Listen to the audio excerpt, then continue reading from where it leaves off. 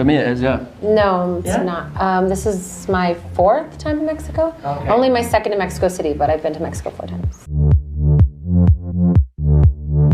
Yes, definitely. I've had any food you could ever imagine. Tacos, I mean, that's such a standard answer, but they're just not the same in the US, you know? No. Taco Bell. Oh no, I meant like actual like Mexican restaurants in the US. Taco Bell doesn't. That's a whole. It doesn't count. It doesn't count. They haven't, because we only got in last night, and we're leaving in a couple 12 hours. Yeah. My friend got a recommendation from some guy at the hotel jacuzzi, but I don't know if we'll have time to actually go there. But he found a cool place. You won't have time to visit any No, not really. Next time. place. That's a shame.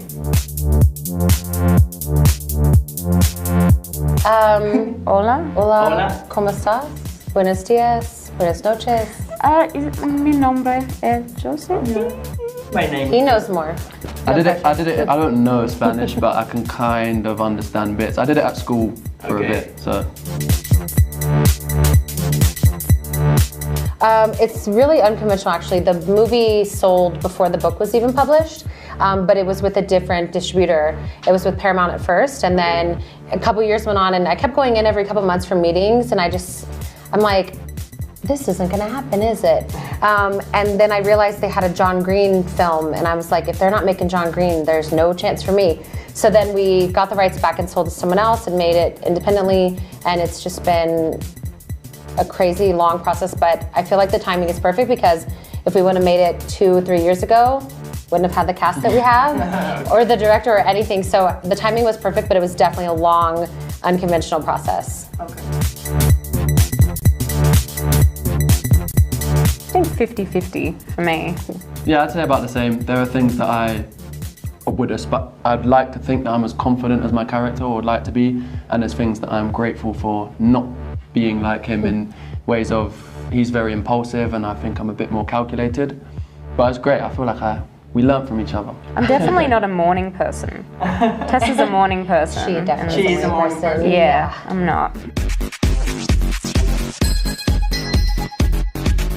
feel like it has a few. Yeah, I mean, I like that. I feel like it teaches or tells girls that they can be strong in their sense of self, and that's okay, and they can make decisions based off their own comfort levels, and that's okay. And I don't give a damn if you don't like my tan, because I know it's amazing.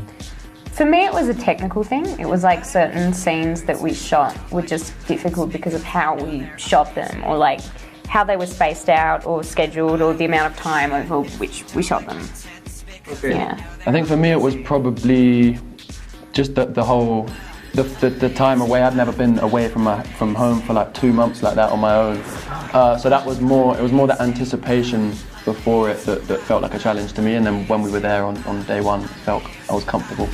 Amazing. For me, it was just trying to make a really big book into a normal timed movie. So it was just, timing was my biggest enemy during the creative process. Hoops, because I know they're amazing. Yes, but I think there's like this.